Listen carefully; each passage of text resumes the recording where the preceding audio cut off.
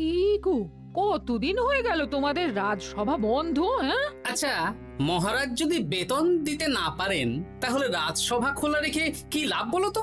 বলি বাড়িতে যা চাল আছে তাতে এক সপ্তাহের বেশি আর রান্না হবে না কিন্তু। হ্যাঁ, সেই জন্যই তো হিসেব করছি। বাড়িতে অপ্রয়োজনীয় যা যা জিনিসপত্র আছে সেসব বেচে দেব। আর বেচার মতো কিছুই নেই গো। দেখো, তুমি সব সময় আমার পরেই খাও, তাই আমাদের একটা করে থালা বাটি বেচে দিলে তো কোনো সমস্যা নেই গিন্নি। এই তোমার মাথা না কাজ করছে না। যাও বাইরে ঘুরে এসো, পারলে বাজার থেকে ধার করে হলেও একটু চাল নিয়ে এসো। দেখি যদি কোনো সহৃদয় ব্যক্তি চাল দেয়।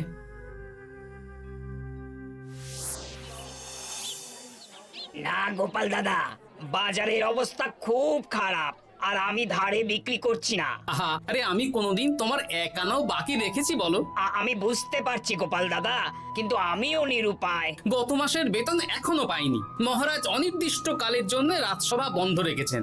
বিশ্বাস করো, বিশ্বাস করো, বেতন পেলেই তোমার ধার আমি মিটিয়ে দেব। এই সপ্তাহ খানেক আগে একই কথা বলে সেনাপতি ধারে 25 কেজি চাল নিয়ে গেছেন।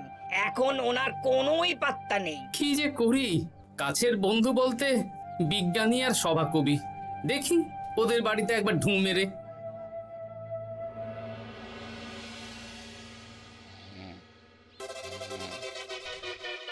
কৃষ্ণনগর কৃষ্ণনগর কৃষ্ণনগর শূন্য। হ্যাঁ, এবারে একটা মোহরও নেই। জাহাপানা সর্বনাশ হয়ে গেছে। কি হলো? পালে বাঘ পড়েছে নাকি?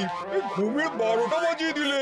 জাহাপানা, এবারে কৃষ্ণনগর থেকে একটা মোহরও খাজনা আসেনি। হ্যাঁ, বলো কি?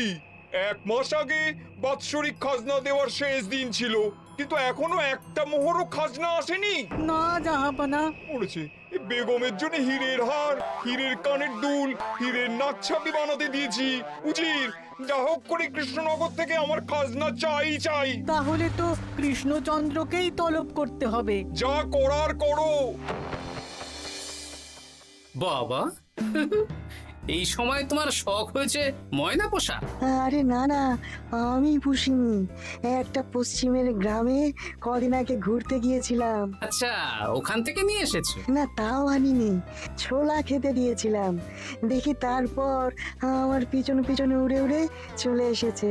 বাহ বাহ বাহ, এ তো ভালো কথা। বিয়ে তো করলে না, তাও একটা সঙ্গী জুটেছে। এ যে সে পাখি নয় গোপাল, এ ময়না কথা বলে, দেখবে। এই ময়না, বলো তো গোপাল এসেছে। আরে বাস, বলো তো গোপালের ভুঁড়ি আছে আমার নেই। বেশ বেশ বেশ। এ ভোরবেলা আমার কাছে আসে, সারাদিন আমার কাছে থাকে, আবার সন্ধে হলেই নিজের বাসায় নিজে নিজেই ফিরে যায়। বুদ্ধিমান পাখি। ওই গ্রামে শাখে শাখে ঝাঁকে ঝাঁকে ময়না। বেশ, বুঝলাম। তা বিজ্ঞানী, তোমার কাছে আমি আসলে একটা দরকারে এসেছি। বলো কি দরকার? আসলে ওই টানাটানির সংসার চলছে, বুঝলে। বাড়িতে চাল বাড়ন্ত, কদিন পরে হাঁড়ি চড়বে না। তুমি কিছু পয়সা ধার দিতে পারবে? আরে এমন করে বলছো কেন? আমার তো সংসার নেই, এত খরচও নেই। তুমি বাড়ি যাও, আমি 2 বস্তা চাল পাঠিয়ে দেব। ধন্যবাদ বিজ্ঞানী, তোমার মতো বন্ধু পাওয়া মুশকিল। বন্ধুত্বে এইসব ধন্যবাদ দেওয়ার দরকার নেই, একে অপরের পাশে থাকলেই হলো।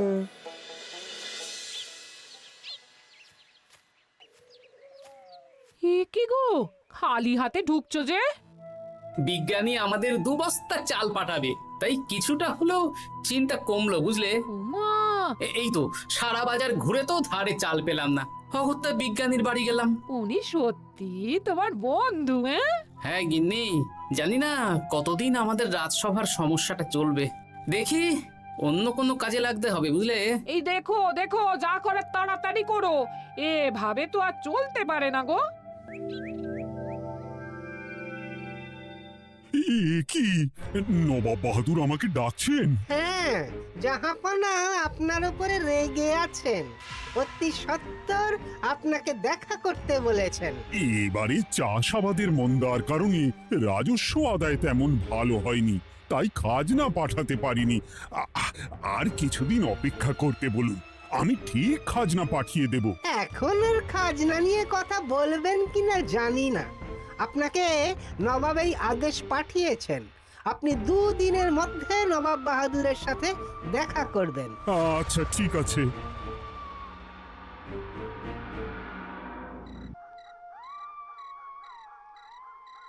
মহারাজ, এই বিপদের সময়ে আপনাকে একমাত্র একজনই সাহায্য করতে পারে, আর সে হলো গোপাল।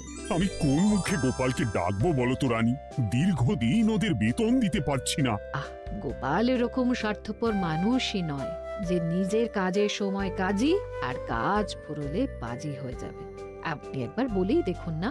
বেশ, তাহলে আগামীকাল সকালেই গোপালকে ডেকে পাঠাচ্ছি।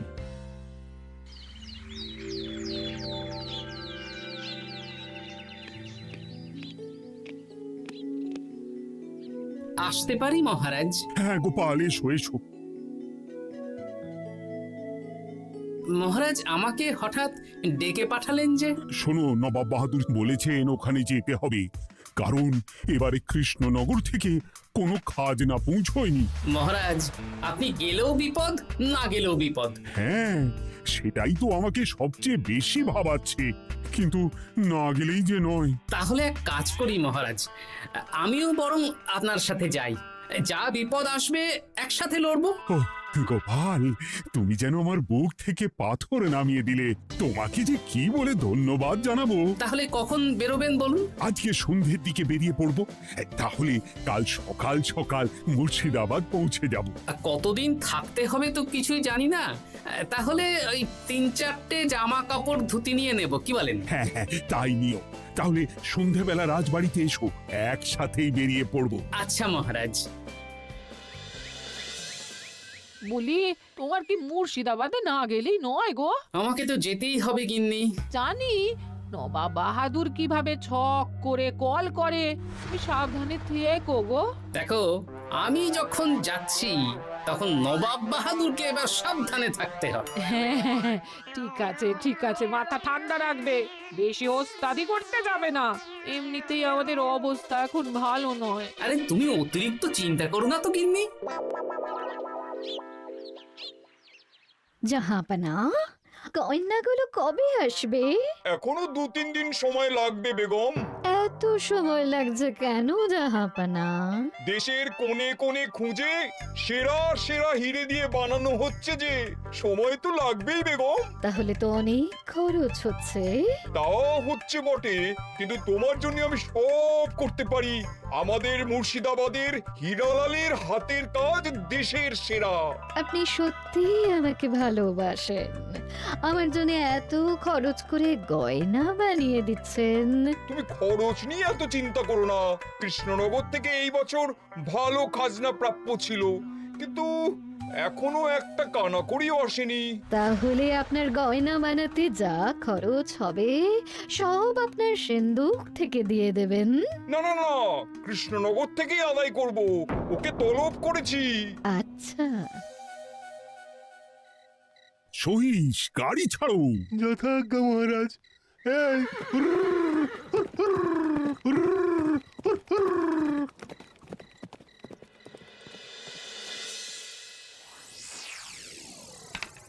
এত রাতে আবার কে এলো রে বাবা? খুলছি।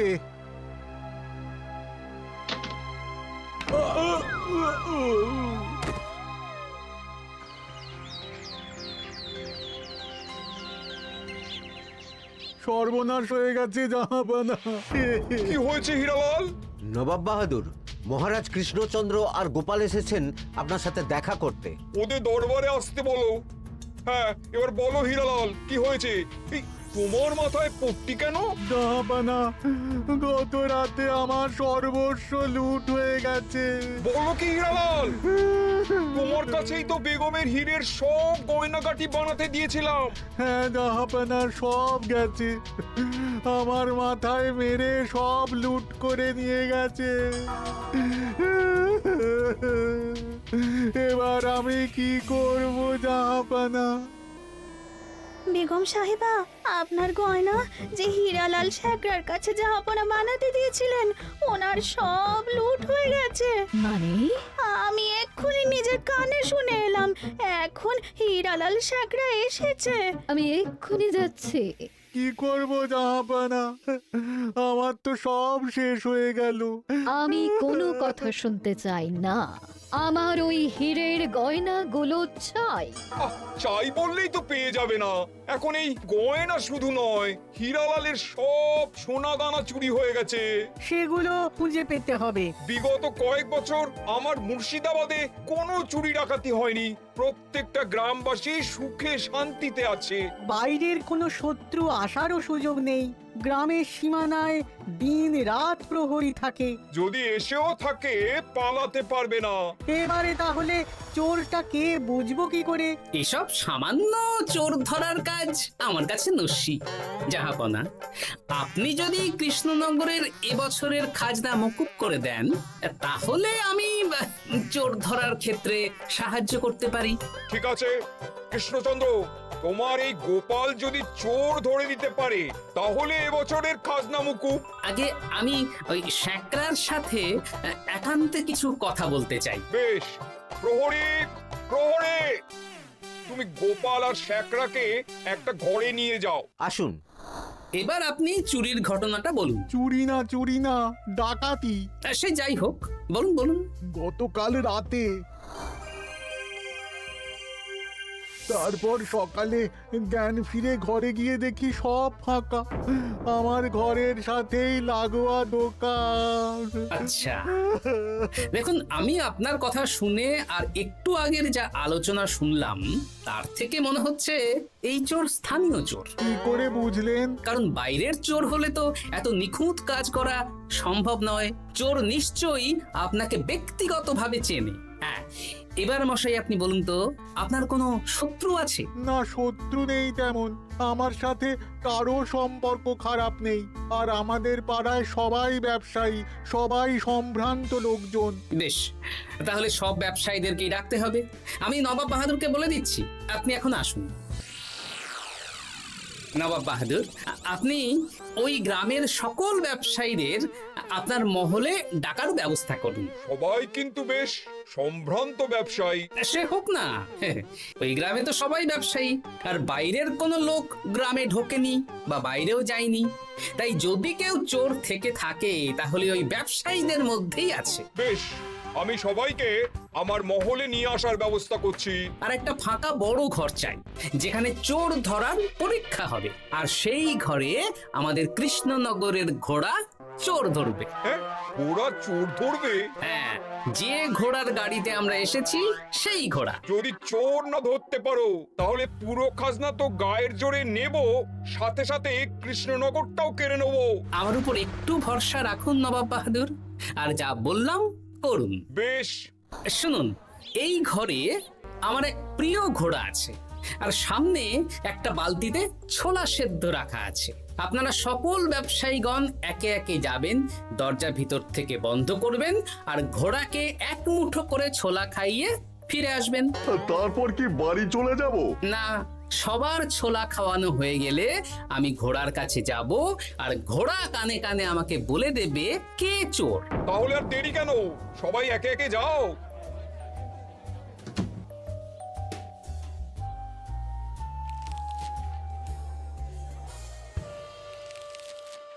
কি করি যদি ঘোড়া সত্যি সত্যি বুঝে যায়? ছোলা খাওয়াবোই না। ব্যাস, ছোলা খাওয়ানো হয়ে গেল। এবার এবার গোপাল বলো তো কে চোর? দাঁড়ান, ঘোড়ার মুখের কথা শুনে আসি। আমি বলে দিচ্ছি জাহাপানা, গোপাল এসব মস্করা করছে, সব মস্করা। ঘোড়া বলে দিয়েছে কে চোর। বলো গোপাল, কে চোর? তার আগে সকল ব্যবসায়ীর হাত দেখে আমি পরীক্ষা করতে চাই। সে দেখো, কিন্তু বলো কে চোর? দেখি দেখি না, দেখি আপনারটা। না, আপনিও না। না, আপনিও না। একই মশাই, চুরিটা তো আপনিই করেছেন, আপনিই চোর। কি উল্টো পাল্টা কথা বলছেন? আমি চুরি করিনি। হ্যাঁ, আপনিই চুরি করেছেন, তাই ভয়ে ঘোড়াকে ছোলা খাওয়াননি। কারণ আমি ছোলার মধ্যে রান্নার হলুদ গুঁড়ো মিশিয়ে রেখেছিলাম, তাই যারা যারা ঘোড়াকে ছোলা খাইয়েছেন সবার হাতেই হলুদ রং লেগে আছে। শুধু ওর হাতে নেই। ভাই, শেষে তুই? তোর মনে মনে এত হিংসা? ভাই মানে? আরে ও তো আমার খুড়তো ভাই পান্নালাল, ওরও সোনা গয়নার ব্যবসা। ব্যাস, এবার তাহলে বলেই দিন পুরো ব্যাপারটা, কারণ এখান থেকে পালানোর কোনো পথ নেই। ভুল হয়ে গেছে জাহাপনা, আমার দাদা আমার থেকে অনেক বেশি রোজগার করত, তাই আমার মনে মনে হিংসে ছিল। তারপর বেগম সাহেব আর হীরের গয়না বানানোর এত বড় বায়না পেল, তাই হিংসা আরো বেড়ে গেল। আর তুই চুরি করলি? চুরির সব জিনিস কোথায় আছে? আমার বাড়িতেই আছে জাহাপনা। সাব্বাস গোপাল, সাব্বাস। তোমার কি বুদ্ধি! তাহলে জাহাপানা, কথা মতন আমাদের এই বছর তাহলে খাজনা দিতে হচ্ছে না। না, কথা যখন দিয়েছি তখন আমি তো আর কথার খেলাপ করতে পারি না। আচ্ছা গোপাল, তোমার তো এত বুদ্ধি, আমার একটা শখ পূরণ করতে পারবে? কি শখ বলুন নবাব বাহাদুর। আমার অনেক দিনের ইচ্ছে একটা হাওয়া মহল বানাবো, কিন্তু ঘরামি রাজমিস্ত্রি কেউই বানাতে পারবে না বলছে। তুমি কি বানিয়ে দিতে পারবে? আগে পারবো জাহাপনা, কিন্তু তার বদলে আমি কি পাবো?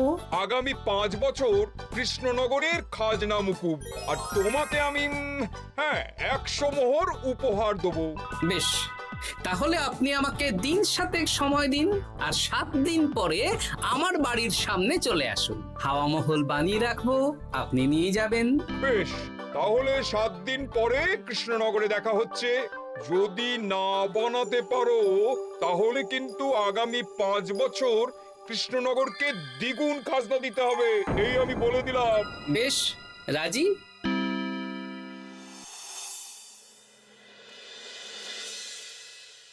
বেশ তো বড় মুখ করে বলে দিলে হাওয়া মহল বানাবে। রাজি রাজি। এবার যদি না বানাতে পারো, সব তো উল্টে যাবে। আপনি চিন্তা করবেন না মহারাজ, নবাব বাহাদুর আমাকে প্যাঁচে ফেলতে চেয়েছেন, তাই আমিও ওনাকে ঘোর প্যাঁচ দেব।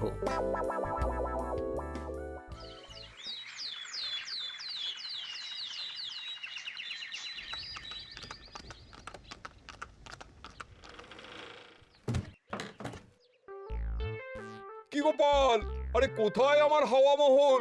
7 দিন হয়ে গেছে তো, তাই মহল দেখতে চলে এলাম। কাজ একদম শেষ পর্যায়ে, চলুন পশ্চিমের মাঠে চলুন। গিন্নি, তুমি মহারাজকে খবর দাও আর বলো পশ্চিমের মাঠে চলে আসতে। আরে তাড়াতাড়ি কর, তাড়াতাড়ি কর। ওই দেখুন, আপনার হাওয়া মহল তৈরি হয়ে গেছে। কই? উপরে দেখুন। ওরে, নবাবের হাওয়া মহল বলে কথা, ইট কথা হয়ে গেছে। এবার রং কর, রং কর। হাওয়া মহল রং করছি তো, এত তাড়া দিস না। আরে তাড়াতাড়ি কর, তাড়াতাড়ি কর। আরে এসব আবার কি? ময়না পাখি হাওয়া মহল তৈরি করছে? হ্যাঁ, হাওয়া মহল তো, তাই হাওয়াতেই তৈরি হচ্ছে। হাওয়া তো আর চোখে দেখা যায় না, আমি তৈরি করিয়ে দিয়েছি। এবার জাহাপানা আপনি নিয়ে যান। হয়ে গেল, এবারেও গোপাল দাও মেরে দিল। মানে আমি কি করে? সে তো জানি না জাহাপানা, আপনি বলেছিলেন হাওয়া মহল বানিয়ে দিতে হবে, আর আমি আপনার আবদার পূরণ করেছি। এখন আগামী 5 বছর আমরা খাজনা মুক্ত। সাব্বাস গোপাল। ওরে, রংটা ভালো করে কর, ভালো করে কর। নবাবের হাওয়া মহল। গোপাল, তুমি সত্যিই বুদ্ধিমান, তোমার বুদ্ধির জবাব নেই। শোনো, আগামী 5 বছর কৃষ্ণনগরের খাজনা মুকুব, আর এই নাও তোমার 100 মোহর উপহার। এবার বলো তুমি এই অসম্ভবকে সম্ভব করলে কি করে? আমি বুঝতেই পেরেছিলাম আপনার মুর্শিদাবাদের চোর ধরার পরে আপনি আমাকে যখন হাওয়া মহল বানাতে বললেন তখন নিশ্চয়ই কোনো উদ্দেশ্য আছে, কারণ আপনি তো মন থেকে চাননি যে খাজনা না দিয়ে আমরা মুক্তি পাই। তাই গোপাল এই চালটা চাললো। যদিও আমি গোপালকে একটু সাহায্য করেছি। কিরকম সাহায্য? কদিন আগে আমি বিজ্ঞানীর ঘরে গিয়ে দেখি একটা ময়না হুবহু মানুষের মতন কথা বলছে, আর বিজ্ঞানী বলল এরকম অনেক ময়না পাখি আছে। ব্যাস এই এক সপ্তাহ ধরে আমি ময়নাগুলোকে বিভিন্ন বুলি শেখালাম, আর ওরা সেগুলোই বলে চলেছে। নয়, হ্যাঁ। ওরে রংটা ভালো করে কর, ভালো করে কর, নবাবের হাওয়া মহল। মহারাজ 100 মোহর আপনি রাখুন। আমাদের সব সভাসদদের এই মোহর থেকেই আপাতত বেতন দিয়ে রাজসভা শুরু করুন। ধন্যবাদ গোপাল, তোমাকে আমার সভাসদ পেয়ে আমরা সবাই ধন্য। আর বিজ্ঞানীকেও।